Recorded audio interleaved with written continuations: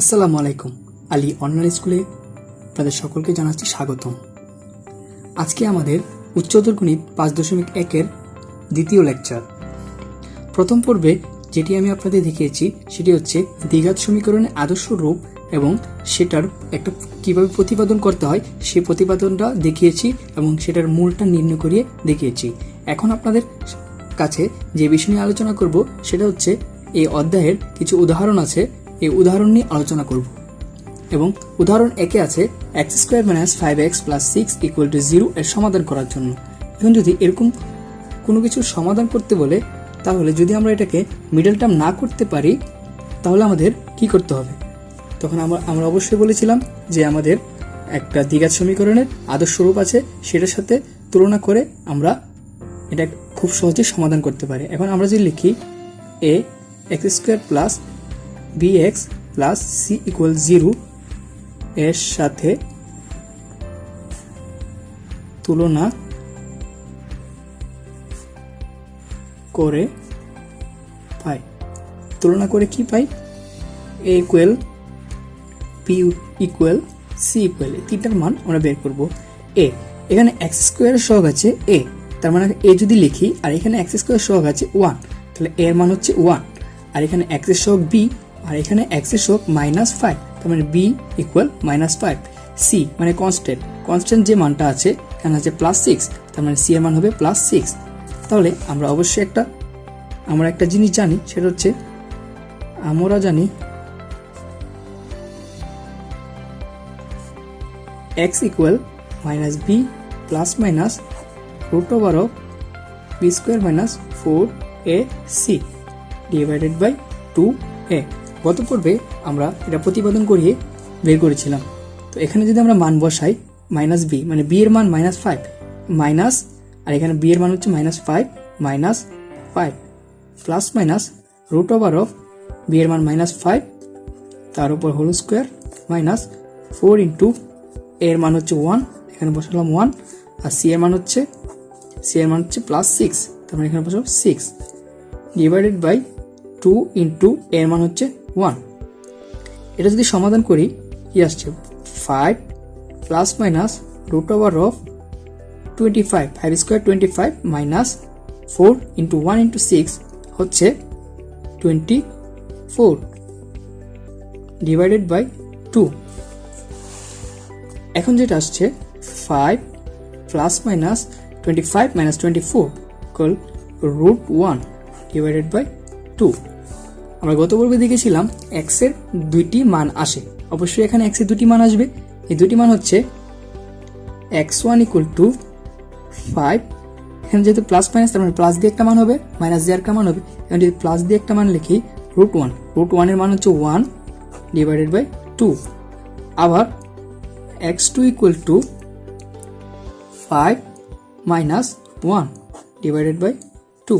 এখন যদি এটা আমরা সমাধান করি 5 আর 1 যোগ করলে হচ্ছে 6 ডিভাইড বাই 2, এখানে আনসার আসছে 3। এখানে যদি করি আমরা 5 - 1 = 4 ডিভাইডেড বাই 2, এখানে আসছে 2। সুতরাং x1 = 3 এবং x2 = 2। এটা হচ্ছে উদাহরণ 1-এর সমাধান। এখন যদি আমরা উদাহরণ 2-এ যাই, উদাহরণ 2-এ কি বলা আছে? উদাহরণ 2-এ বলা আছে x² - 6x + 9। আগেরটার মতোই আমরা x² + bx + c এর সাথে তুলনা করে পাই। c এর সাথে যদি আমরা তুলনা করি আমরা কি পাচ্ছি? এর মান কত পাচ্ছি? এখানে x² সহগ a আর এখানে x² সহগ 1, তার মানে এর মান পাচ্ছি আমরা 1। b এর মান কি পাচ্ছি? x এর সহগ b, এখানে x এর সহগ -6, তার মানে b এর মান হচ্ছে -6, আর এখানে c = c এর মান 9। যদি আমরা এই সমীকরণের সাথে তুলনা করি তারপর আমাদের কি করতে হবে? আমরা জানি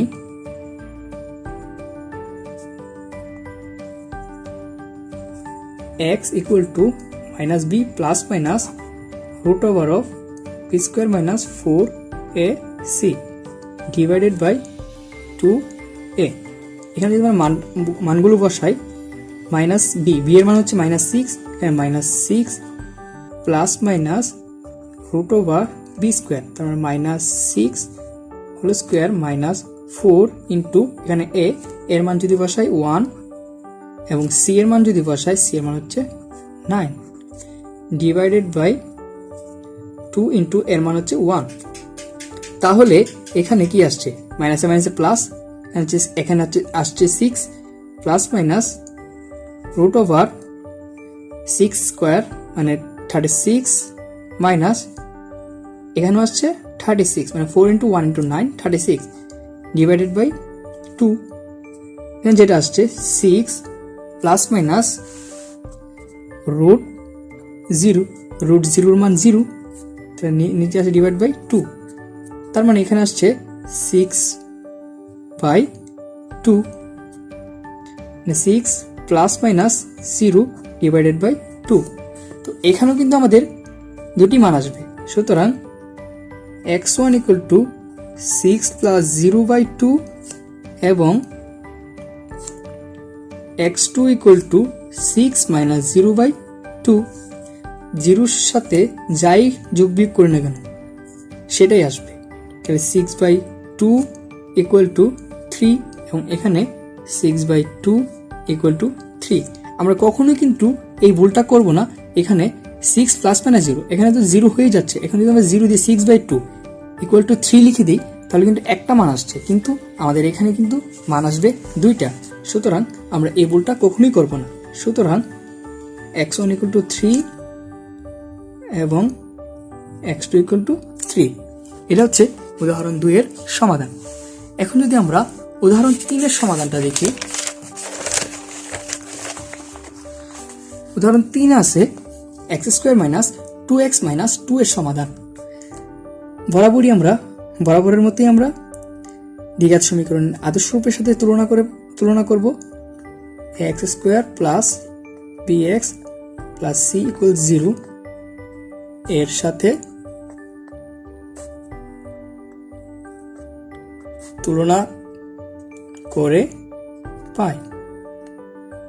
করে আমরা কি পাই, a is equal to x square সহগ a, আর এখানে x স্কোয়ার সহগ 1, এর মান 1, b এর মান এখানে x এর সহগ b, x এর সহগ -2, b এর মান -2, c এর মান এখানে কিন্তু c মানে কনস্ট্যান্ট, এখানে কিন্তু -2।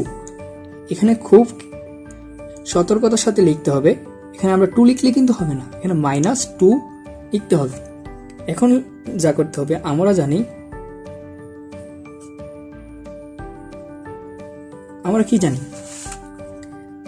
x equal to -b plus minus root over of b square minus 4ac divided by 2a। এখানে যদি আমরা b এর মানটা বসাই, b এর মান হচ্ছে -2, এখানে আগে থেকে মাইনাস আছে। এদিকে কিন্তু আমরা খুব সতর্কভাবে খেয়াল করব যে প্লাস মাইনাসের ব্যাপারগুলো যাতে কখনোই ভুল না হয়। b স্কোয়ার, এখানে b এর মান দেওয়া আছে -2 হোল স্কোয়ার -4 ইন্টু এর মান আছে 1, c এর মান যদি বসাই, c এর মান -2।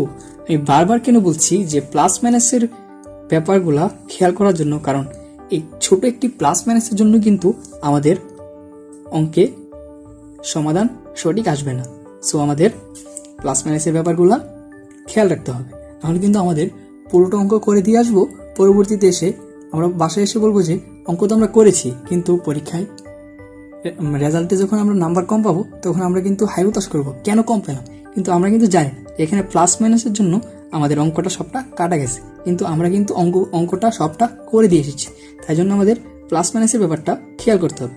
তারপর যেটা আসছে মাইনাসে মাইনাসে প্লাস, প্লাসের 2 plus minus root over 2 square মানে 4 মাইনাস, এই যে এখানে কিন্তু মাইনাস হবে না, এখানে মাইনাস এখানে মাইনাস, তো মাইনাসে মাইনাসে প্লাস, প্লাস 4 আর ইন্টু 2, তাহলে কি হচ্ছে 4 ইন্টু 2 তার মানে 8 ডিভাইডেড বাই 2। এই ব্যাপারগুলো কিন্তু খেয়াল করতে হবে।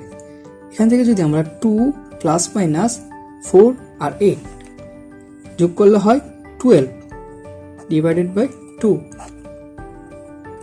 এখন √12 কে আমরা কিভাবে লিখতে পারি? 4 ইন্টু 3, তাহলে √4 ইন্টু 3 ডিভাইডেড বাই 2। এখন √4 এর মান কিন্তু 2, আর √3 মতোই থাকবে। তো এখানে আমরা লিখতে পারি 2 প্লাস মাইনাস 2 √3 ডিভাইডেড বাই 2। তো এখান থেকে যদি আমরা 2 কমন নিয়ে নেই উপর থেকে, তো এখানে থাকতেছে 1, আর এখানে প্লাস মাইনাস 2 কমন নিয়ে নিলে আর থাকতেছে 3, আর নিচে ডিভাইডেড বাই 2। উপর নিচ থেকে যদি আমরা 2 কাটা দিয়ে দিই, তার মানে এখানে থাকতেছে 1 প্লাস মাইনাস √3, তার মানে আমরা আমাদের আনসারগুলো পেয়ে গেলাম। সুতরাং x1 ইকুয়াল টু, এখানে প্লাস দিয়ে হবে একটা 1 প্লাস √3, এবং x2 ইকুয়াল 1 মাইনাস √3, এটা হচ্ছে আমাদের আনসার। এখন যদি আমরা উদাহরণ 4-এ যাই, উদাহরণ 4-এ গেলে আমরা কি দেখতে পাচ্ছি? 3 minus 4x minus x square. আগের অঙ্কগুলোতে কিন্তু x স্কোয়ার আগে ছিল, কিন্তু এখানে x স্কোয়ার পরে। আমাদের কোনো সমস্যা নাই, আমরা আগের অঙ্কগুলোর মতোই x স্কোয়ারকে আগে নিয়ে আসবো। এখন যদি আমরা x স্কোয়ারকে আগে নিয়ে আসি, x স্কোয়ার আগে মাইনাস আছে, তার মানে minus x square minus 4x plus 3 equal 0।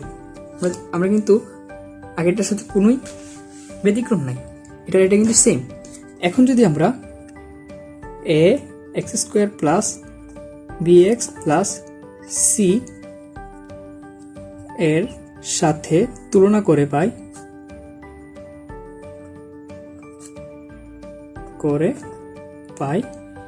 কি পাই? a ইকুয়াল a, এখানে x স্কোয়ার সহগ a, এখানে x স্কোয়ার সহগ 1 না, কিন্তু এখানে কিন্তু মাইনাস আছে, তার মানে এখানে x স্কোয়ার সহগ হবে -1, এবং b মানে x এর সহগ b, তার মানে এখানে x এর সহগ 4 না, কিন্তু -4। এই বিষয়গুলা ভালো করে খেয়াল করতে হবে। আর এখানে যদি c এর মানটা নিই আমরা, c তার মানে +3, c এর মান হচ্ছে 3। আমরা